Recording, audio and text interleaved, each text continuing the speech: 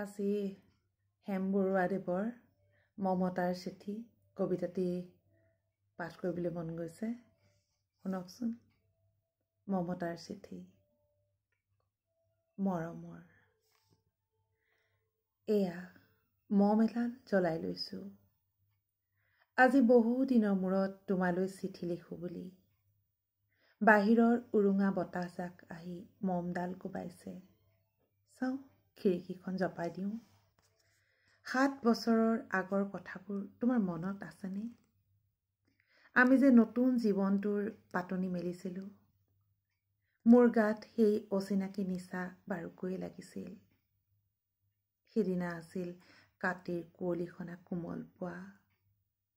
পদূলিত তলসৰা শেৱালিবোৰ উপচি আছিল আৰু সন্ধিয়া মই তোমালোকৰ ঘৰলৈ নকৈ আহিবৰ দিনা আকাশৰ মেঘৰ মোহনাত হালধীয়া জোনটো নাওখন লৈ আমাক যে ৰিঙিয়াই মাতিছিল তৰাৰ দেশলৈ। মই লোৱা কঁকালৰ ৰিহাখনলৈ তুমি বাৰু তেনেকৈ কিয় একেথিৰে চাইছিলা? মোৰ কেনে লাগিছিল জানা?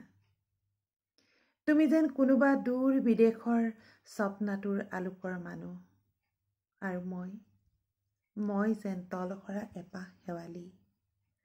সেইদিনা মন সাগৰত মোৰ এৰি অহা আৰু আহি পোৱা অলেখ ঢৌৰ কঁপনি জাগিছিল।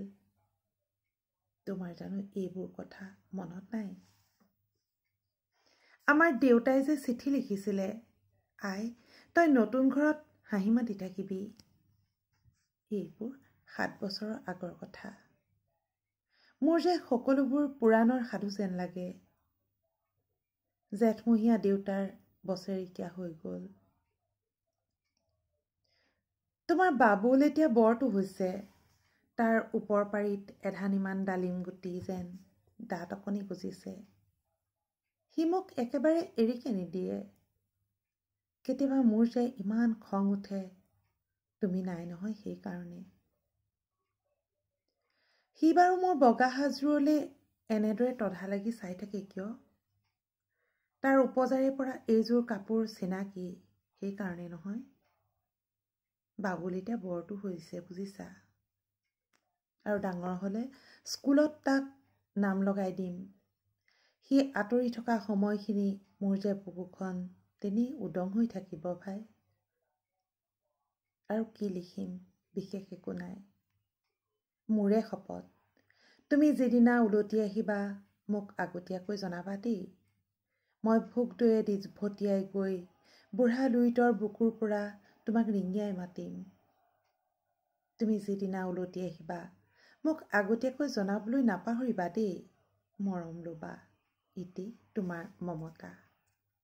পুনঃ এইবাৰ বুজিছা, মাঘৰ মেজিৰ জুইকুৰা বৰ ৰঙাকৈ জ্বলিছিল।